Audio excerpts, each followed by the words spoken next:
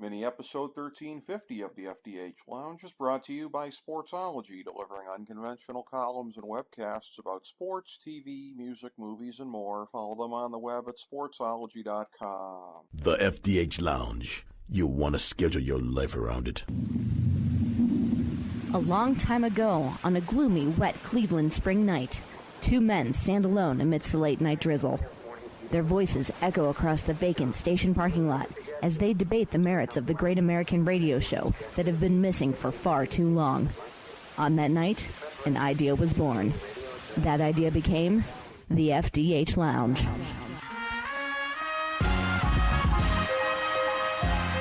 Welcome to the FDH Lounge. Hello, everyone. Welcome to FDH Lounge mini episode 1350. This is FDH Managing Partner Rick Morris here, and it is a pleasure to get back on the show. We haven't been doing as many segments like this about the TV biz. We've been doing some streaming things because streaming over the course of the last 15 months or so has really been very front of mind during the pandemic. But not as much standard TV coverage because it's been such a weird time in TV, and a lot of stuff really a lot of major developments kind of seemed like they were on hold over that period of time. So as we're coming out of the pandemic, there's truly no better way to celebrate this than by getting back on one of our favorite, beloved FDH Lounge dignitaries, Simon Applebaum, the proprietor of Tomorrow Will Be Televised, of course, great column and podcast that he does, all under the branding there. And it is always, as I say, a pleasure to get him back on. Simon, welcome back to the show, buddy. It feels like this is another sign of the world getting back to normal, having you back on. It very much is, Rick. It's a pleasure to be back on. Thank you for the invite. And yes, here in New York City, we are finally seeing the big light at the end of the tunnel. Things are reopening. Tribeca Film Festival will be in person again this year. Starting next week. We've got Shakespeare in the Park coming up in July. Hopefully Midsummer Night's Swing will be back at Lincoln Center. Ballroom Dance Studios are opening again. It looks like our mayor, Bill de Blasio, has finally seen the light and realized we have to open up. We got to go back to, if not normal, the next normal. And it looks like thanks to the vaccine and so many people taking it over the last 5 months or so that we're coming all the way back and then some. Very good, very good. Glad to hear it. And of course, we'll be talking about the 2021 TV Upfronts and Newfronts with you, which I understand from what you just said to me off air, we're all virtual this year. But good to hear that it's getting back to normal. Here where I am on America's North Coast, we just ended up shedding, I think, all of our remaining restrictions June 2nd. So we don't have anything left in Ohio because of the vaccination rates and because the infection rates have been going down at that point. So it's great to have things getting back to normal. We've been going through this weird sort of in-between period here for a little while as we've been reaching this point. And really, the upfronts and the newfronts being all virtual, again, sort of a carryover from where things have been for the last 15 months or so here. And we're coming out of a TV season really kind of unlike any other because again, we've never lived through anything like this global pandemic. I mean, you didn't have TV around during the Great Spanish Flu of 1918, and it was a thing where it kind of fascinates me because a lot of the things that they were looking at doing with all the different networks, a lot of it was Back to the Future type stuff because things that you could do more easily. We've had an explosion in game shows and that type of format, different competition type shows. And again, I'm sure you have some kind of an idea after the upfronts and the newfronts how much of that stuff's going to stick around in our new normal. Well, first of all, I think the big story coming out of last month's collection of newfronts and then upfronts is this. We are in the smart TV era. The smart TV set, the smart TV device is how people are watching television. I've talked about this in the past with you and other places, and of course on Tomorrow Will Be Televised program. But in the last couple of years, and especially the last year when we've had this pandemic, we now know that more than 80% of all U.S. households have these products. They're watching tens of billions of hours of content and apps streamed and unstreamed through them. This is how Netflix got going. This is how Amazon got going. This is how Hulu got going.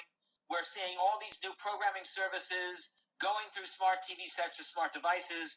And on top of all that, we have the new lineup of mega content services from Paramount Plus to HBO Max to Prende TV from Univision to Peacock, Apple TV Plus, Disney Plus, et cetera, et cetera, et cetera. And this has become the new norm for television, if you will. It is the smart TV set, the devices, and the plumbing services through them.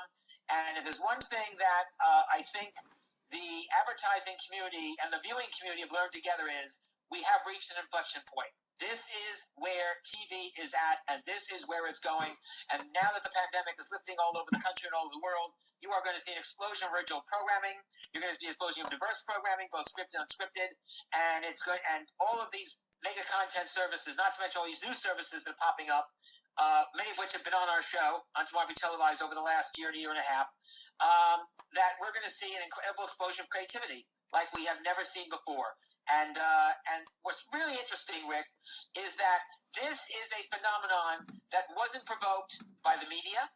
It wasn't even provoked by the smart TV set makers or the smart TV device makers, not by organizations like the Consumer Technology Association and events like CES every year in Las Vegas. This is a grassroots movement that was started by the American public. And I think it will go down as one of the great stories, phenomenons in the history of television and the history of entertainment. Well, let me ask you this, Simon, to try to connect a few dots here, if they can indeed be connected, because this little series that we've been doing on the show here recently with FDH streaming editor Ben Chu in analyzing different developments in the industry here, he has gone so far as to posit that lower ratings, even where they weren't anticipated over the course of the last year, like for the Super Bowl and events like that. Of course, a lot of the sporting events that happened out of sequence, you could ascribe that as being part of it. In some cases, sports being seen by segments of the population as having gotten politicized, you could see that as part of it. But he really seems to think that we reached a point where, and again, to steal your phrase, where there's going to be no turning back from it, of where the on-demand world has gotten to be so great that we reconditioned ourselves during the pandemic because on-demand got to be so important as fresh content was being threatened here, especially in the early days of the pandemic.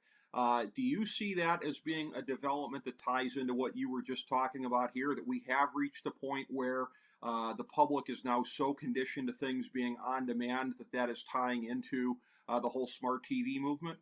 Absolutely, Rick. And there's a couple of things along with that. I think Ben is definitely on the right track. First of all, the American public is sick and tired of linear networks that carry in prime time, daytime, all over the place, way too many commercial breaks per hour and way too many commercials in the breaks. I mean, you now have a situation where years ago you basically had maybe 5 minutes of ads in a half hour or in an hour.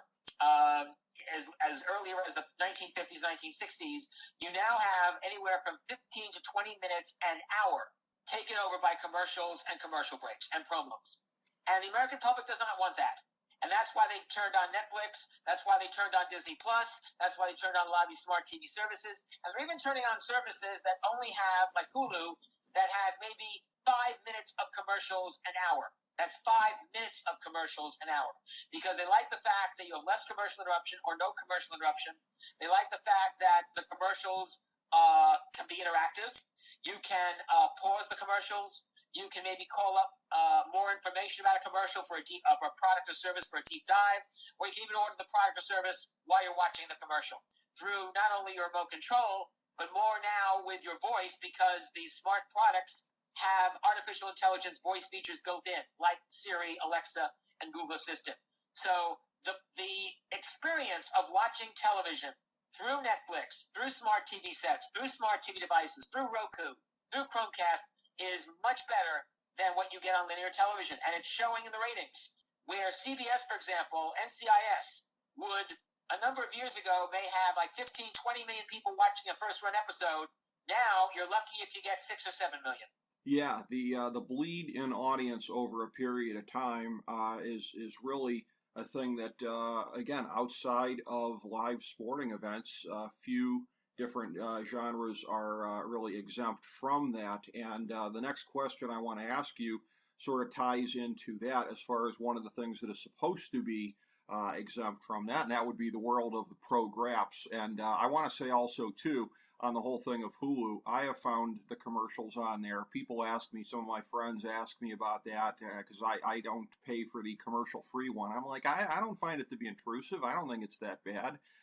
That's just my personal opinion. Same thing. No, they're not, Rick. And something else also, too, that that's very important to note also is that in the upfronts this year, for the very first time, whether it was Warner Media, which owns a bunch of cable networks, whether it's Viacom CBS that runs CBS, whether it's Disney that runs ABC, whether it is NBC Universal that runs NBC, or Fox that runs Fox. For the very first time, the broadcast network was not the part, the epicenter of the presentation. It wasn't. It was all about, to their words, the ecosystem.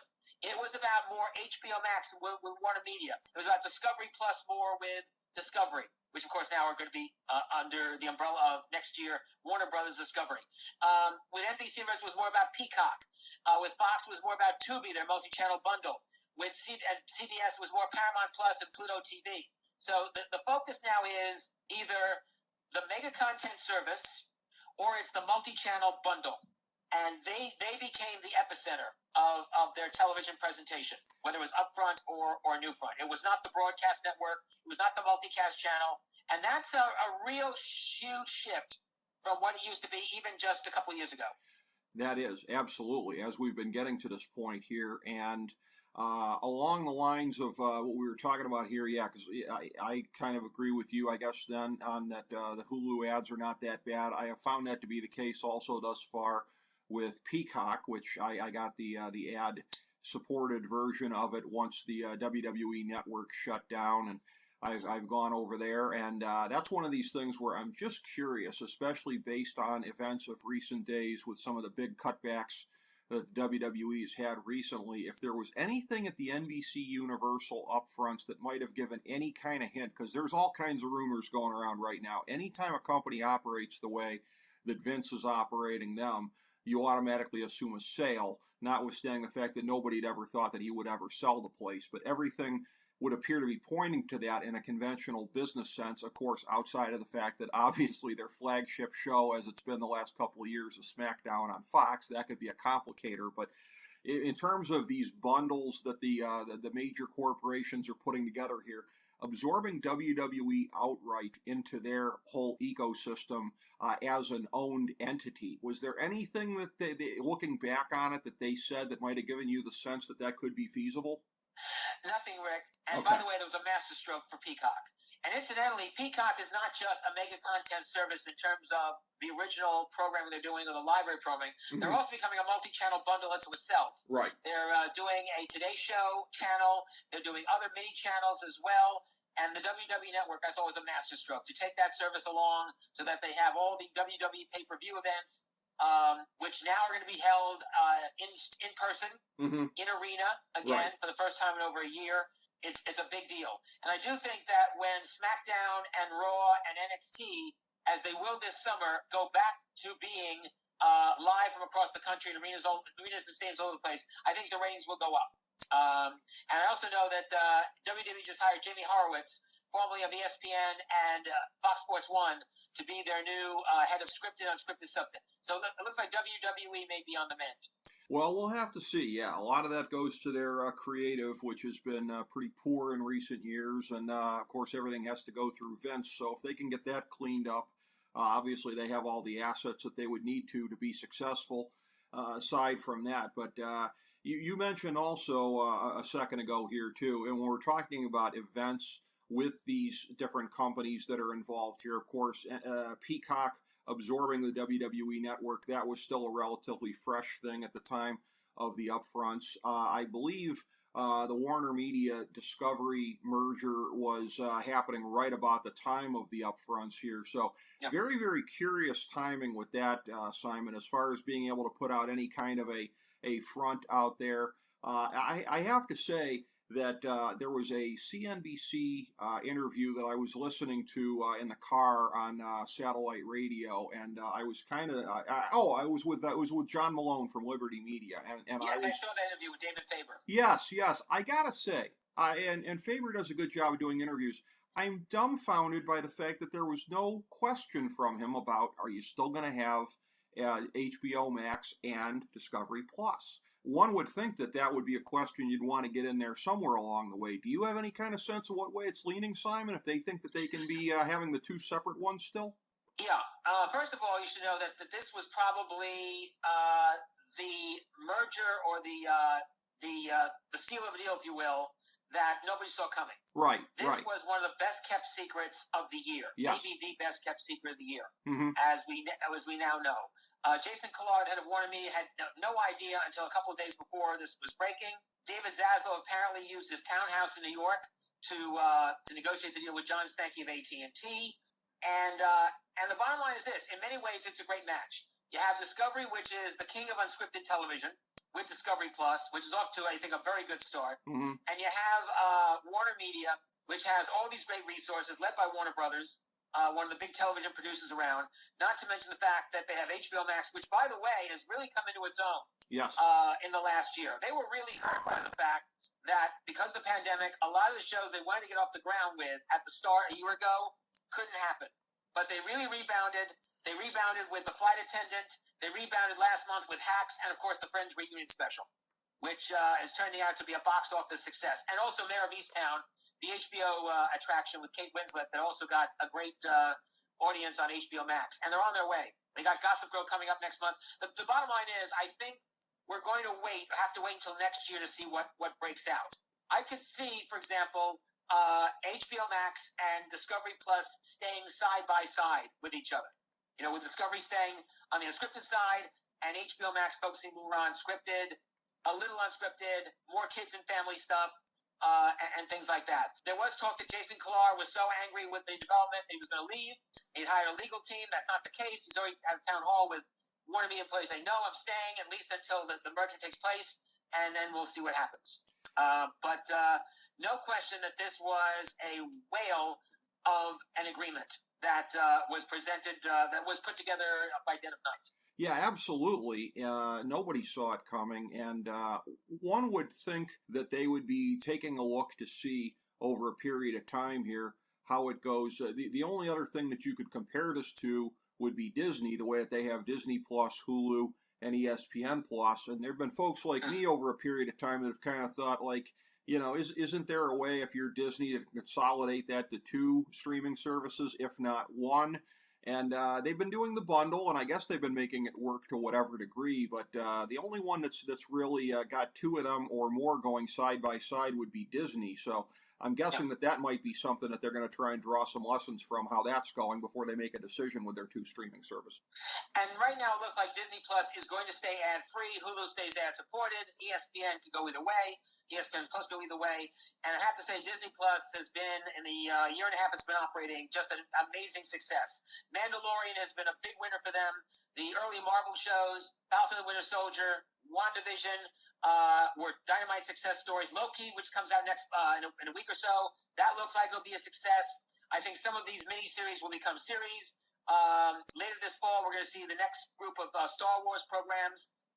And then there's some shows like the Mysterious Bendix Society and Big Shot and some others that either have started the last couple of months, Mighty Ducks, that have started the last couple of months or will start soon, that I think could become sleeper hits.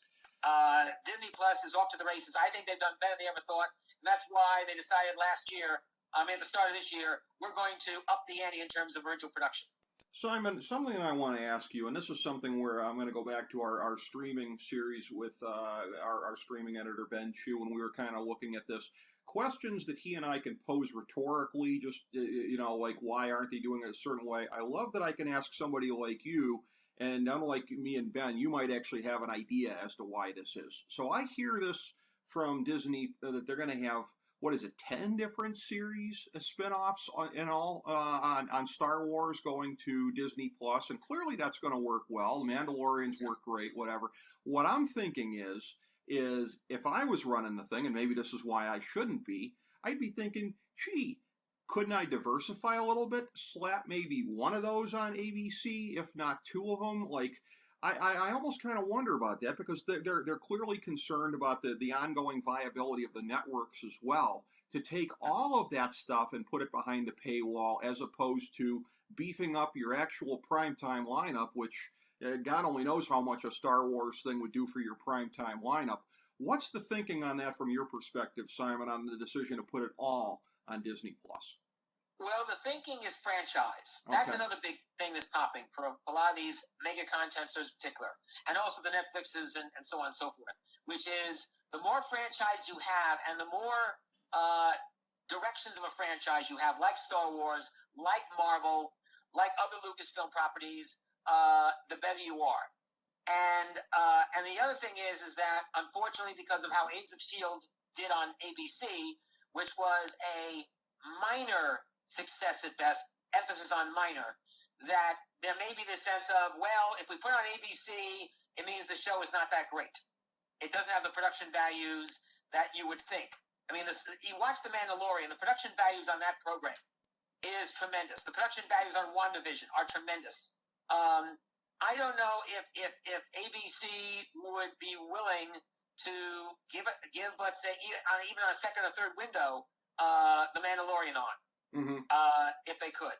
I think ABC wants to have its own identity. The question is, we don't know what the identity is. But you may mention, by the way, earlier, I think part of the identity is going to be game shows. I think game shows will become more and more of ABC's lineup. We're seeing it not just on – this was the year that Summer Fun and Games was really game shows all year round. Yeah. You saw Supermarket Sweep in the fall with Leslie Jones. That's coming back. You had Celebrity Wheel of Fortune, The Chase, and the Craig Ferguson show, The Hustler, all on Thursday night. They're all coming back. Chase is coming back this Sunday night with Mark Labat, one of the beasts from the original British series and the original Game Show Network series, Brooke Burns. Met him, by the way. The man is an incredible trivia giant, and he is a beast in every sort of respect, too, by the way. A great guy, too, by the way. His wife also. And I think you're going to see ABC become more unscripted and more game show. And then you have to wonder, and it looks like, I think NBC and CBS are going to become more of the procedural network, which they've always been. But I think they're going to double down on that. And in addition, both CBS and NBC become the Dick Wolf networks. Think about this. Dick Wolf this fall is going to occupy 3 straight nights of prime time, 9 television series, 6 produced in New York, 3 FBI, 3 Law and Order, 3 Chicago shows. Plus, he has other deals in the works with Peacock. He has a Netflix show in the works. He has a show coming up on IMDb.tv. That's Amazon's ad-supported service. By the way, keep your eye on that, by the way. That's going to be a very important story to watch in this coming year with all the new shows they've got cooking there. And it can be a big beneficiary of the MGM deal if they decide to take original shows from the franchises in that lineup of films and TV shows. So it's going to be very interesting to see if we see this, ABC become the game show network on broadcast, CBS become the procedural network, and NBC, who knows what. Yeah, and that's fascinating to me that they might actually prove to be that divergent because traditionally it's always been networks might lean a little bit more in one direction or the other, but you wouldn't find them to be that strongly branded in one direction versus the other. And ABC back to the 1950s with their strategy on primetime game shows. Who saw that coming prior to the pandemic? But again, it's a matter of managing the costs at the very least as the audiences continue to splinter. And this is a thing where, again, with CBS, with everything that they've got going on there, one of the things I find to be interesting. Oh, by the way, Rick. Yeah. Staying with game shows for a moment, I thought this year with the pandemic, I thought some shows were helped by the pandemic, and many were hurt. They were hurt because of the lack of a live audience. Now, some of the shows like Celebrity Wheel of Fortune and Who Wants to Be a Millionaire with Jimmy Kimmel, I think worked because they were able to utilize the set, they were able to utilize the format, and not be so audience dependent. But if you watch, for example, The Price is Right on CBS, despite the best efforts of Evelyn Warfel, I thought that this past season was terrible, the worst ever. Why? Because the contestants had to come out foolish. When they were introduced, come on down, they went way overboard. It looked stupid. It looked stupid to have an audience applause track. It really hurt. Family Feud, Steve Harvey, watching him in syndication was really unbearable. He wanted to be close to those contestants. You could tell he was really fighting it. He was really, really fighting it. because if you watch Family Feud, you know how close he is to contestants, you know how he wants to interplay with them. He couldn't do it because of the pandemic, because of the social distancing. It really hurt that series, and I hope when Family Feud comes back into syndication this fall that Eric Garcia, the mayor of Los Angeles, and Gavin Newsom will lift the restrictions on social distancing so we can get live audiences back. Yeah, hopefully, and it should be sustainable at this stage of the pandemic as it is fading away. At least domestically, if not the rest of the world. But as far as that goes, I'm curious in terms of whether anything was said at the upfronts about this. One of the things that Ben Shu and I had remarked about in our streaming series recently, and like I said, it's so great that he and we get to pose these rhetorical questions, but I can actually pose them to you, and you might have some kind of a sense as opposed to us, like, gee, I wonder why they're doing this. The whole thing of like Paramount Plus. It strikes me that it's neither fish nor fowl, because what they're doing is, of course, when you've got things like Yellowstone that they're leasing out to Peacock, they're putting some of their eggs in the basket, but they're putting some of their eggs in the basket of leasing it out other places versus every other major conglomerate. They're making sure that their streaming service has as much stuff as they can get their mitts on and their own programming, and they're certainly not looking to, for all intents and purposes, lease out their stuff to other entities. Was there any kind of talk whatsoever about the business model of that at the CBS upfronts? No, there wasn't much about that. And there is a sense that Paramount Plus has gotten off to a slow start because they didn't have much original programming. It was lots of library stuff. Right. But that is going to shift. And one of the things that's very interesting is that they're depending on Nickelodeon to help that shift. Right. I think there's a sense there that the kids and family television could be the differentiation factor with Paramount Plus. Last week, they presented the new computer-generated animation version of Rugrats, which is one of the great Nickelodeon animated shows of all time. And then in a couple of weeks, iCarly is coming back. Not on Nickelodeon with many of the original cast members, but on Paramount Plus. I think it's a long-term tactic, but it's also a short-term tactic while they try to get most of the original shows, many of which are based on Paramount movies. Some are based on other properties to get going. For example, they want to do a love story series, an anthology show. They want to do a series based on the famous movie The Parallax View with Warren Beatty. They want to do some stuff based on CBS News properties. It's going to take them a while. And by the way, next week, Paramount Plus on Monday will announce their ad-supported format. So I think they got really shortchanged by the lack of original programming. They're playing catch-up. But hopefully they'll play catch-up pretty fast. And the Nickelodeon, the transfers to Nickelodeon with new episodes, like iCarly and Rugrats, I think could be a very big winner for them in terms of getting a kids and family audience. See, and that's interesting as far as the ad-supported stuff goes with Paramount Plus, because one of the things, again, that confuses me from a business perspective is as much as I enjoy a lot of the things that they have on Pluto TV, essentially it is, I guess you could call that in many ways, right, like the free version of Paramount Plus, because they have a lot of things on there that, and again, it's all ad-supported. There's no paywall with Pluto TV, but that's one of the things where I just wonder about that as they're moving along. Like, are they making enough off of the ads to continue to sustain Pluto TV even as they're pushing Paramount Plus? I guess they must be. They must be, and they're doing very well with advertising. And so is Tubi from Fox. Yes. And one of the things I think you're going to see is that as we go forward, you're going to see these multi-channel bundles also be a home for original programming. Tubi is already, by the way, doing a little bit of originals. Okay. And so is Pluto. And Tubi is going to be running this new thing called Tubi Originals starting in the fall. Some documentary, some scripted, some unscripted. Roku is now an original programming maker. They're taking what used to be the QuibEye or QB short-form programming that was on smartphones and putting them on their smart TV device. And they also have some other irons in the fire too. And also what's interesting is that for the first time in these new fronts and upfronts, you saw the smart TV makers, Samsung, LG, Vizio say, hey, ad community, we're doing great with all these channels we're putting on our service. You ought to advertise with us. And in the case of Vizio, they went one step further. We're actually going to create new channels New channels you will only find on Vizio. We're doing it with outside players. We're starting with an esports channel that will start with a company called SubNation this summer. We're going to do a gay and lesbian channel. We're going to do some other channels too. And guess what, ad community? People want this, and why not advertise with us? So I think that's going to be very interesting to see how the ad community responds with not only these smart TV sets and devices being a home for content services, but themselves being content and advertising players. That is endlessly fascinating. Yeah, I hadn't heard about that part, but I mean, this is just a continuing explosion as far as the number of places that are carrying content. And something you touched on just briefly before, I had just seen a little bit about this recently, but hadn't heard much about it. I want to circle back around to it. This IMDb TV. What's that going to be about? Because we all know, the Internet Movie Database. We all know the website and all the information that it's had over a period of time and the app and whatever. But I'd seen about something about content coming to it, but you alluded to that. Please elaborate. Sure.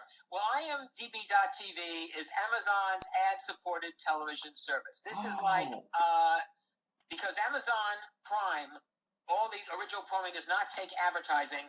This service does. Okay. As it's turned out, their library content and a growing number of original content is doing very well.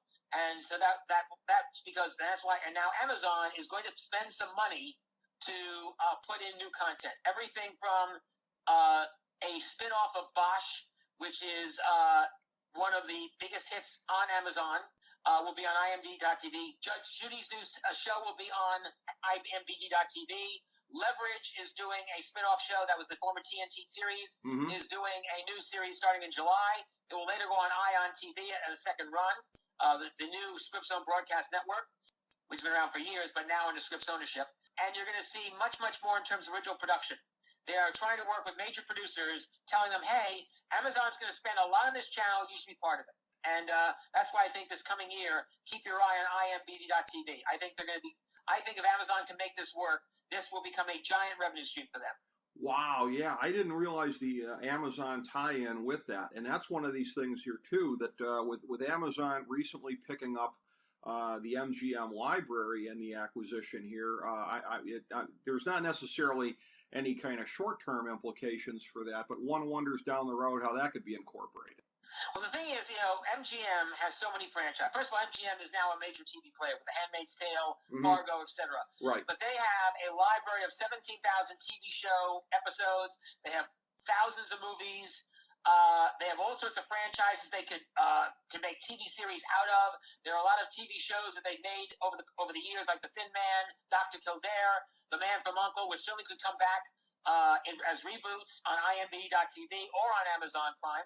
And it's a treasure trove. And when Mike Hopkins was one of the key executives in TV at Amazon, he said, I think, very well, this is a treasure trove of IP that we can reimagine for television.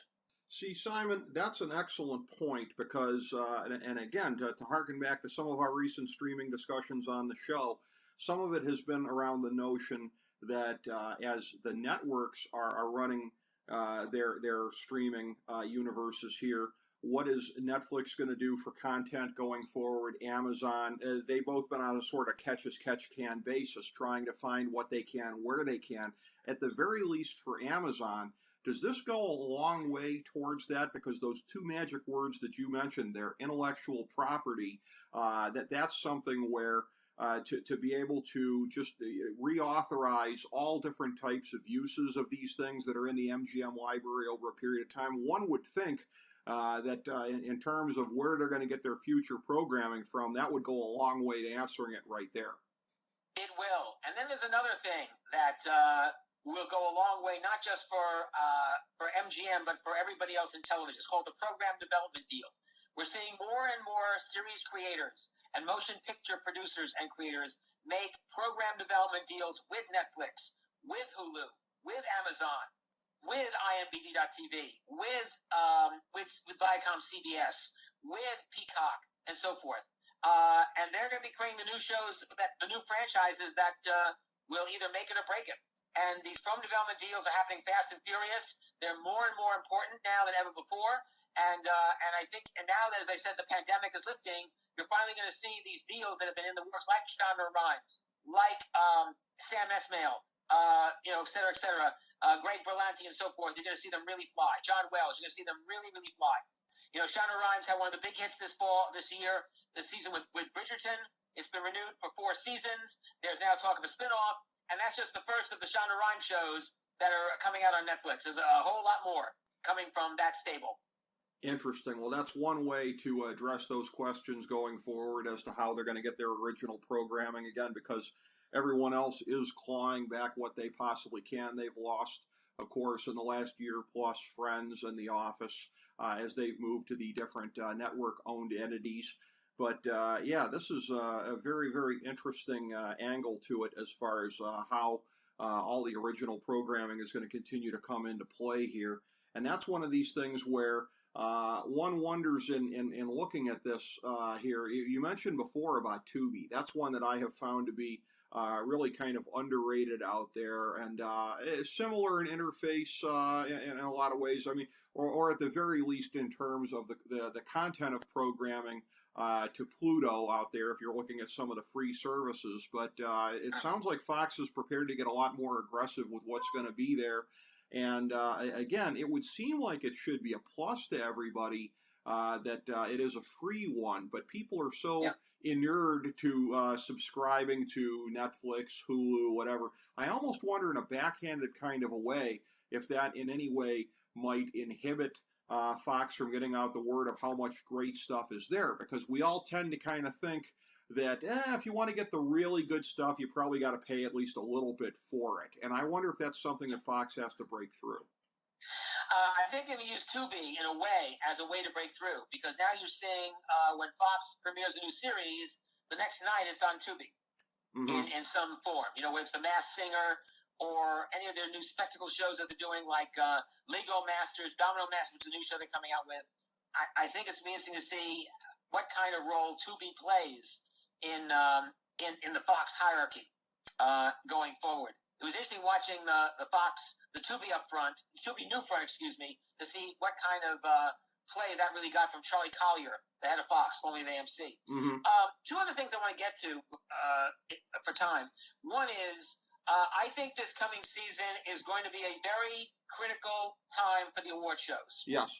I think that the Academy Awards is in big trouble. Yep. I really, really believe that coming off this past year's show, and the Emmy Awards are also in trouble, and the Tony Awards may be in trouble in a very interesting way. To talk about the Academy Awards, I may be going against the grain on this, but I think the reason why this show had the worst rating, the worst audience in the history of maybe award show television and of the Academy Awards is not because of the pandemic, and not because the films weren't out there, that kind of thing. It was because for the last couple of years, the Academy Awards, the way they're presented, too much inside baseball, too much politicking, too much politicizing, not enough. Educate the people about the movies. The whole idea of an award show, Rick, is two things. One, you want to highlight the achievements of the medium. But the other thing is, you want to educate people about why should you care about seeing these movies? Why should you care about why these films won?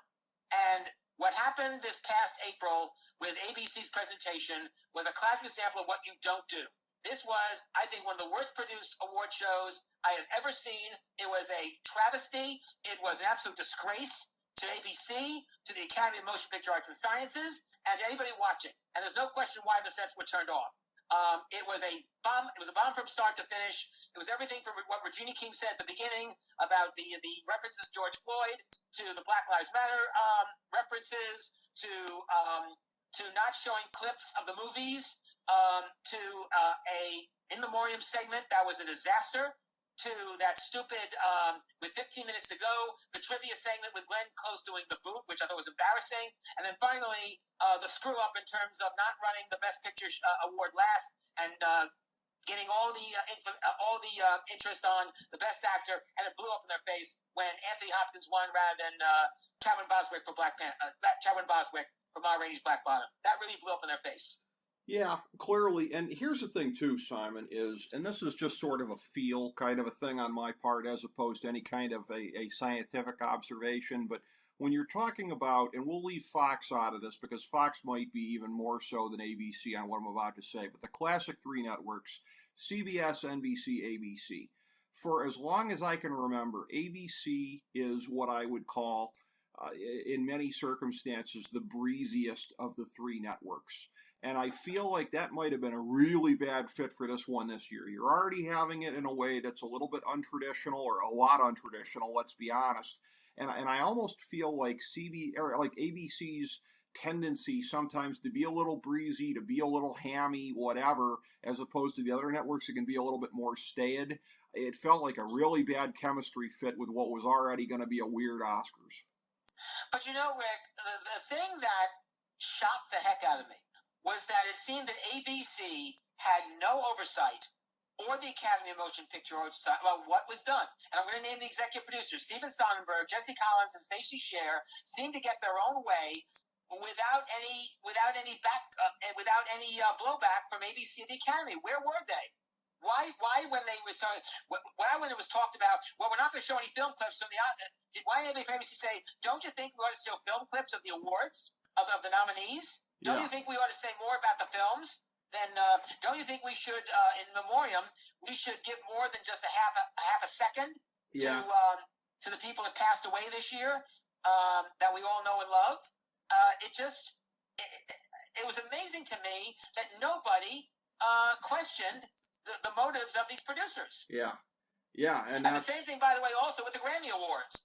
Why did CBS let that police brutality number and the number with Carly B, which really should not have been put on the air, with terrible choreography, why was that allowed on the air?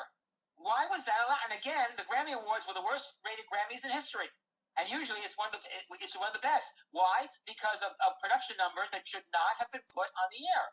True. I mean, and that were too political. That's an excellent point. And perhaps this isn't the best possible segue for me, but by the way, one more thing about the awards. Sure. Keep your eye on the Tony Awards this fall, because we may get a clue about how if these award shows don't turn the ratings around, we may be getting a clue about where these things are going to go.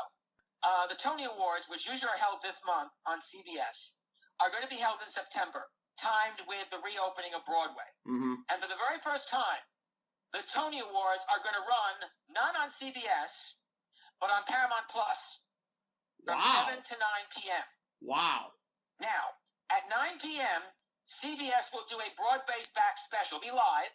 They will have scenes from some of the Tony winners and nominated musicals, and they will present live on the air the three top Tony categories: Best Musical, Best Play, Best Revival.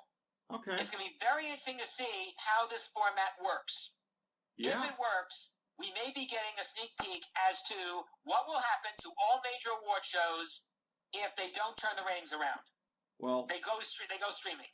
I must be Nostradamus, because what did I say before about Paramount Plus? Neither fish nor fowl. So basically, this is neither fish nor fowl on streaming versus carrying it on a network. A little bit of both here. Very, very interesting.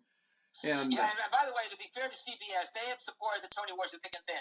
The Tony Awards are one of the best award shows on television every year. The problem with the Tony Awards and why they get the lowest rating of the four majors, I'm talking Emmys, Grammys, Oscars, Tonys, is because there is no rooting interest outside New York City for Broadway musicals and Broadway plays. Right. Because unlike other entertainment mediums, theater does not premiere simultaneously all over the country as a film, as a TV show, as a book, and as a music soundtrack. Theater is basically a New York medium. It's sad, but that's the case. And there's no rooting interest.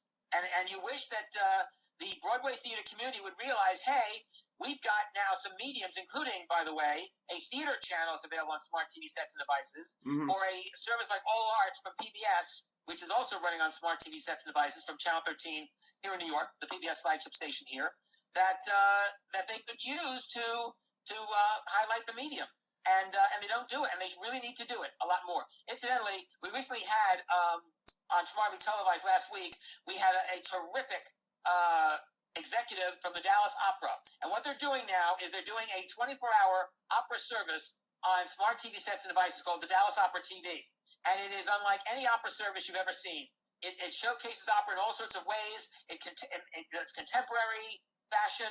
It does all sorts of wonderful things. It makes it really palatable. It's fun to watch. They do stuff for kids. They do opera singers acting as vampires, playing a baseball game. It's really amazing. And I have to say, the head of this, who's an opera singer, did a marvelous job with this. And I really hope the Metropolitan Opera and all the other opera companies around the country look at what they're doing. This could be the savior of opera on television and also as a national medium. Very much so, yes, because it's one of these things here. I mean, and we can either we can bemoan this perhaps if we're so inclined, but theater, opera, whatever, in today's society, it's niche.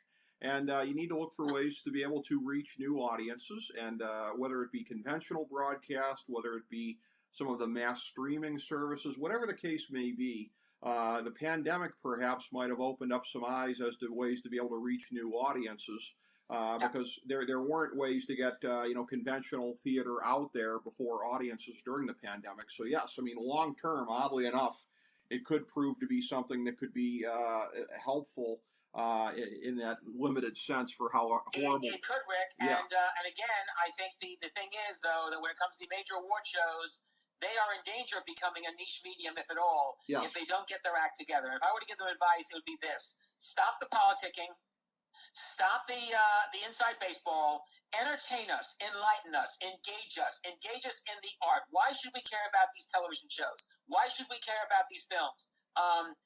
Be entertaining. Let us know about the movies. We don't want to know about the celebrity's cause or the presenter. Do what you're a medium, for crying out loud. You're a visual medium. Be visual in terms of showcasing it. And by the way, when it comes to the in memoriam segment at the Oscars, here's another bit of news. Hire the people from Turner Classic Movies. Every year they come out with a wonderful featurette called TCM Remembers. It's a fantastic featurette. It hits the mood in terms of being very comprehensive about who passed away in terms of film from all over the world. They should hire the people doing that segment and do it on the Oscars. You are right. Left to their own accord, they don't do a great job. Sure. Might as well go to the people who are already doing it and doing it well. That is an excellent point there. And I have to say, again, too, as we go through with the Newfronts and the Upfronts every year, one of the things that I know traditionally is something that you've always got your eye on, and I always make sure to earmark a little bit of time here to talk about this, is the continued trend towards diversity in broadcasting. So, Simon, anything you noticed from the 2021 presentations here that continues to move in that direction? Yes, absolutely. A couple of things. First of all, one of the big stories with the Upfront Newfronts was Byron Allen, the owner of the Weather Channel, owner of Entertainment Studios, owner of a lot of different things in television, syndication powerhouse. Byron decided he is going to be on the warpath to try to get more advertising dollars for African-American owned media. And by that, I'm talking about services that are produced by African Americans, like Black News Channel, like what Byron Allen is doing, and a lot of other services, not just, by the way, television, but print, movies, et cetera, et cetera, et cetera. And what he wants to do is he wants to get ad agencies to spend 5 to 10% of their annual budget on Black-owned media. And if they don't comply, he will get on the warpath with them, including legal action. He put together, under the moniker of Black Media Matters, a very interesting 2-day upfront event featuring a lot of these interesting players, not all of them, but quite a bit of them, some who I never heard of, but I think have very promising services. And I think that Byron made a big case with the ad community for that. A number of the ad agencies are now promising 5%, in one case 2%, which they may up to 5%. So I think that was very big. The other thing two other things that happened. Number one, Spanish language media was also on a tear in terms of trying to get more bucks. Donna Speciale, the former Turner advertising executive, she's now head of advertising at Univision, made the case, not just at the upfront, but a pre-upfront event, saying, hey, it's great that 400 national advertisers now advertise regularly on Spanish language television. But there's 1,900 national advertisers overall, and the majority of them are not advertising. What the heck's going on? So it wasn't just her that was making the case for more Spanish language media, TV advertising and ad campaigns, but it was also Estrella Media, which is a fast growing up and coming player, as well as Canela Media. And by the way, it's not just anymore single, like what I was talking about before, it's also ecosystem. They have a base channel. They also have, in the case of Univision, Prende TV. They've got Unimas, which is a sister broadcast network, Galavision, their cable network. tuned in their sports network. In the case of Canela Media, they are launching a music service this fall. They're going to be launching original shows, which I think will be produced, telenovelas produced in the United States next year. And Estrella Media now is not only their broadcast network, which is also on smart TV sets, but also they have a 24-hour news channel, and they're launching a 24-hour games network. That's game shows in the next few months. So, again, these Spanish language television players are also on the ecosystem kick, and they're trying to use that as a way to say, hey, look, we deserve more of your budgets. More people are watching Spanish language television. On any given night, Univision beats at least one broadcast network, sometimes two. So why aren't we getting our share of the ad bucks? I mean, that makes sense that they would be going in the direction that the rest of media is. It's all about trying to create these large ecosystems and fit people into one area or another and what. And hey, look, I'm sympathetic to that. On the show where nothing is off topic, I mean, we are nothing if not a broad ecosystem ourselves here on this show with our range of content. So I can identify with that personally. But yeah, I can say from within that and going back now over a decade, it has always been a pleasure to be able to get you on, Simon, talking about these things here. Rick, yeah. Before we go, yeah. one more thing I want to mention about the new fronts and the upfronts. Something else to keep an eye out for. Sure.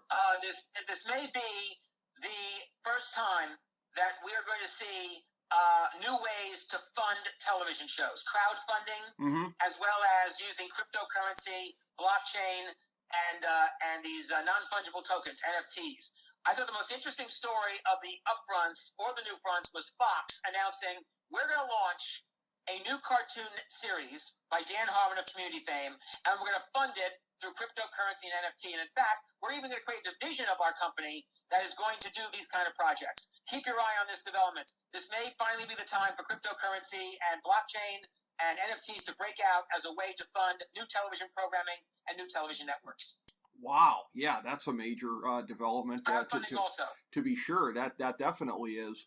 And yeah, as always here on the show, Simon, love to get you a chance to talk about what you got going on here. Of course, under the banner of tomorrow will be televised. You've had a great column over the years, podcast, etc. So anything you want to get across about that, Simon, please, by all means.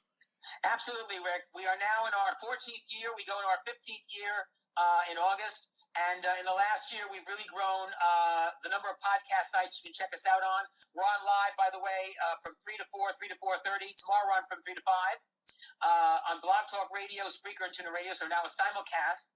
But in the last so far this year, we've added Amazon Music and we've added Verbal, VURBL, to our podcast audience, including iHeartRadio's podcast network, which we're now in year 3 on.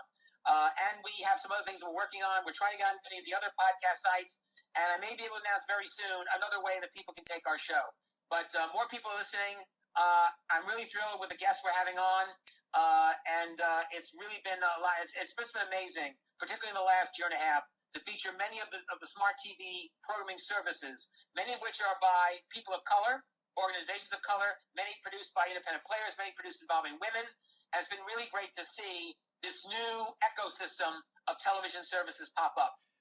That's been, I think, one of the most exciting things, particularly in the last year. And I'm really happy that, again, that we now have Amazon Music and we have Verbal and iHeartRadio all involved. And I hope we can get many of the other podcast sites to join in before the year is out. Very good, very good. And yes, that's something we've worked on here with our show, as well as different distribution services. So yes, I'm sympathetic to you in that regard and trying to get it out there. It definitely takes some work, but it's worth doing.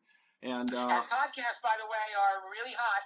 And I'll tell you something, Interactive Ad Bureau, I want to congratulate them for doing a podcast up front this year, 3-day deal in May. And podcasts have become the new intellectual property for television. You're now seeing podcast companies being developed specifically to develop first podcasts that can later be adapted into television and movies. Yes. And you're going to see a lot more of that in the years to come. Yes. Well, I will gladly stick my hand in the air and volunteer to adapt this to television should the demand arise. So we'll have to see how it goes, Simon. But like I said, Always a pleasure to get you on. Out of all the folks, and I don't mean this as a slight to anybody among our dignitaries, but when I'm talking about our smartest FDH Lounge dignitaries, you are right there at the head of the class, my friend. Always a pleasure. Rick, it's been a ball. Thank you. Thank you to Steve Sorrell, your producer. And hopefully next year we all get together at these upfronts. I really miss the in-person. I really hope that we get it back next year here in New York and get back big. Yeah, I think it'll move back towards that. That is something to look forward to. So thank you very much, Simon, and thank you, everybody, for tuning in to FDH Lounge Mini Episode 13.